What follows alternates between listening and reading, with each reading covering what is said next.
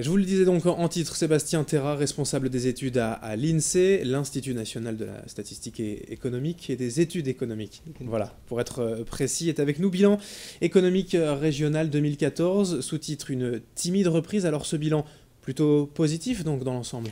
Oui, bilan plutôt positif. Nous parlons effectivement de timide reprise. Un certain nombre de signaux économiques sont au vert pour notre région. En 2014, nous avons eu davantage de création d'entreprises, nous avons eu à l'inverse moins de défaillances d'entreprises, c'est-à-dire moins de difficultés pour les entreprises de la région, des secteurs d'activité qui ont bien tiré leur épingle du jeu, je pense au transport par exemple, notamment une activité exceptionnelle pour le trafic portuaire, pour le trafic transmanche, une très bonne année aussi pour les hôtels de la région, une très bonne année aussi pour le secteur tertiaire dans son ensemble, et en particulier pour les secteurs de l'information et de la communication. Donc une année de reprise. C'est timide puisque le chômage continue de progresser Oui, et que la croissance n'est pas au niveau des attentes, quoi. Absolument. La croissance a été de 0,2% en 2013, ce qui est vraiment modeste.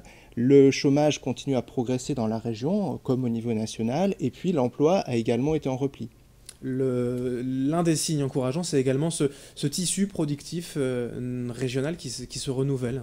Oui, alors on a effectivement un tissu économique vivace, vivant dans la région, avec beaucoup de création d'entreprises dans des secteurs d'activité dynamiques, donc c'est un véritable atout pour la région, et puis également des entreprises qui ont connu en 2014 moins de difficultés, donc des entreprises aussi pérennes qu'au niveau national, donc ce renouvellement, ce foisonnement du tissu productif est un véritable atout pour notre région. Alors il y a plusieurs niveaux de lecture, mais on voit quand même que l'île est en quelque sorte une exception positive par rapport à d'autres secteurs et territoires de la région. Oui, l'agglomération et la métropole lilloise dans son ensemble tirent parti de la reprise économique que l'on observe au niveau national. C'est vrai pour Lille comme pour un certain nombre de grandes métropoles. Je pense à Lyon, je pense à Nantes par exemple ou à Toulouse, où on a vu que ces territoires-là avaient traversé la crise pas sans douleur, mais avec un dynamisme de l'emploi plus prononcé que les territoires alentours. Pour autant, le chômage a continué à progresser dans le territoire lillois. Donc c'est un effet dynamisant pour l'économie régionale, mais qui ne se traduit pas de façon aussi palpable par l'ensemble des habitants de notre métropole. Alors pour se terminer en ce mois de juin 2015, on est quasiment à la moitié donc, de cette année 2015. Qu'est-ce que l'on peut espérer de cette année?